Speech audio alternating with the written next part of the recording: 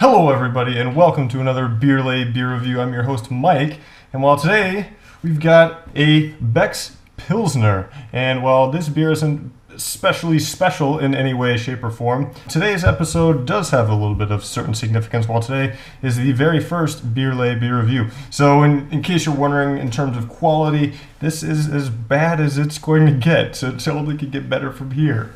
So, yes, we have a Becks beer here. First originally brewed in 1873 in Bremen, Germany, as it says so on the bottle. Let's check out what else it has on the bottle, and then let's get this guy open, and let's start tasting. Brauerei Beck GmbH & Co. KG, as it is formerly known, was established in 1873 by Franz Gustav Thomas May, Luder Rutenberg, and Heinrich Beck. They have been selling their beer in green bottles since 1874 and have been brewing a Pilsner-style beer since 1876, the same year it won a gold medal at the International Exhibition of Arts in Philadelphia for the best beer of all continents. And they still nostalgically display their award on every bottle sold. Remind you of anyone? PBR! Becks was originally brewed for the export market and today continues that tradition while exporting to over 120 different countries and brews over 790 million liters of beer per year, which means about 50 bottles of this stuff is downed every second. So, enough about the bottle. Let's get this guy open. I'm using a Heineken bottle opener to open up a Becks beer. I hope that's not some kind of sin against the beer gods or anything like that. Let's just get this guy poured up, though.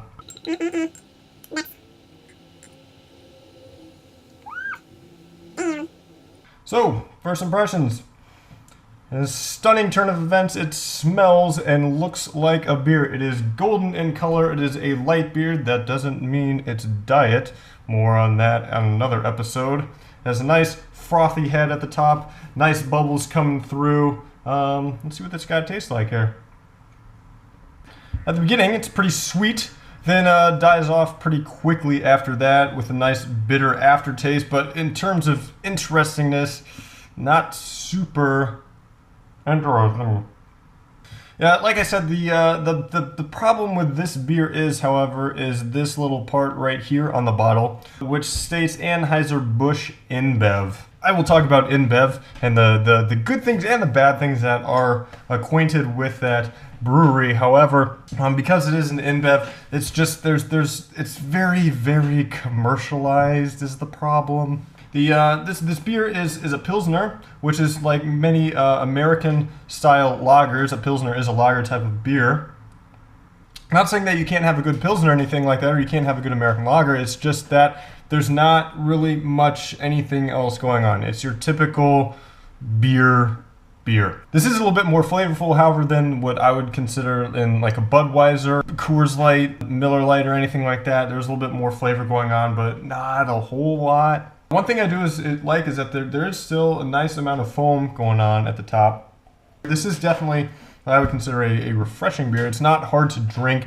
If you are somebody that has only drank, if you're used to drinking Bud Lights, Miller Lights, stuff like that in the States, this would be a good intro beer. It's to something else other than that. You're not going to get a lot more. If I were to compare this to a different, to an American beer, it would have to be Bud Light. Becks is all over Germany. It is the most commercialized, probably the highest selling beer. You can find it all over the world. You can find it in the US, you can find it all over Europe. Very commercialized, but then again, they both are beers of the InBev Brewing Company. So that's going to be all about for now. I'm just going to finish this guy off real quick. There we go. So, Becks Pilsner pretty much tastes like a Bud Light. If you want to be all cool and drink a Wir Jammen Bier and impress all of your friends, then maybe that's the beer for you. If you guys like this review, please give it a thumbs up and subscribe. That would really help me out. And until then, we'll see you at the next BLA.